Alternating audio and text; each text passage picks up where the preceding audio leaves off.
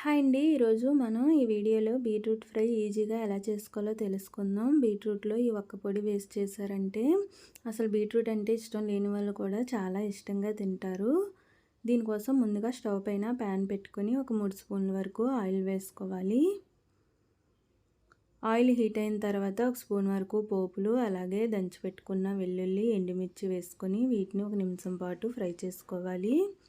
ఇవి కాస్త ఫ్రై అయిన తర్వాత కట్ చేసి పెట్టుకున్న ఉల్లిపాయ ముక్కలు వేసుకొని మూత పెట్టి ఆనియన్స్ని మెత్తబడే వరకు కూడా ఫ్రై చేసుకోవాలి.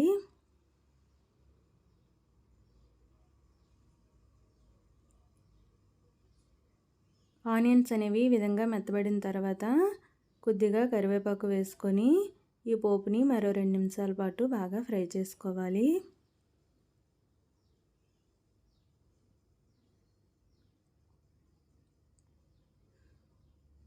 పోపు అంతా బాగా ఫ్రై అయిన తర్వాత ఇందులోకి కట్ చేసి పెట్టుకున్న బీట్రూట్ ముక్కలు వేసుకోవాలి. బీట్రూట్ ముక్కల్ని ఈ విధంగా కాస్త చిన్నగా కట్ చేసుకుంటే త్వరగా వేగిపోతాయి. బీట్రూట్ ముక్కలు వేసుకొని ఒకసారి బాగా కలుపుకొని రుచికి సరిపడా సాల్ట్, అలాగే కొద్దిగా పసుపు వేసుకొని బాగా కలుపుకొని మూత పెట్టి స్టవ్ని లో ఫ్లేమ్లో పెట్టుకొని ఒక 7 నుండి 8 నిమిషాల పాటు బాగా ఫ్రై చేసుకోవాలి. ఈ విధంగా లో ఫ్లేమ్లో పెట్టి ఫ్రై చేయడం వలన బీట్రూట్ ముక్కలు అనేవి మాడిపోకుండా బాగా మెత్తగా ఫ్రై అవుతాయి.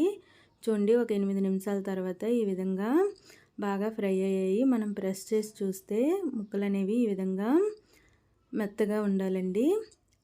ఆ విధంగా బీట్రూట్ అంతా కూడా ఫ్రై అయిన తర్వాత ఇందులోకి ఒక 2 స్పూన్ల వరకు కొబ్బరి పొడి వేసుకోవాలి. నేను ఇందులో ఎండు కొబ్బరి, అలాగే ఎండుమిర్చి, వెల్లుల్లి, ధనియాలు, జీలకర్ర వేసుకొని గ్రైండ్ చేసుకున్నాను. ఈ విధంగా పొడి చేసుకోవడం వలన బీట్రూట్ కర్రీ అనేది చాలా బాగుంటుంది.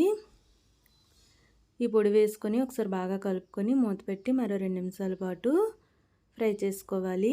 2 నిమిషాల తర్వాత బీట్రూట్ ఫ్రై రెడీ అయిపోయిందండి. సింపుల్గా ఈ విధంగా ఈ పొడి వేసి చేశారంటే అసలు తినని వాళ్ళు కూడా చాలా ఇష్టంగా తింటారు.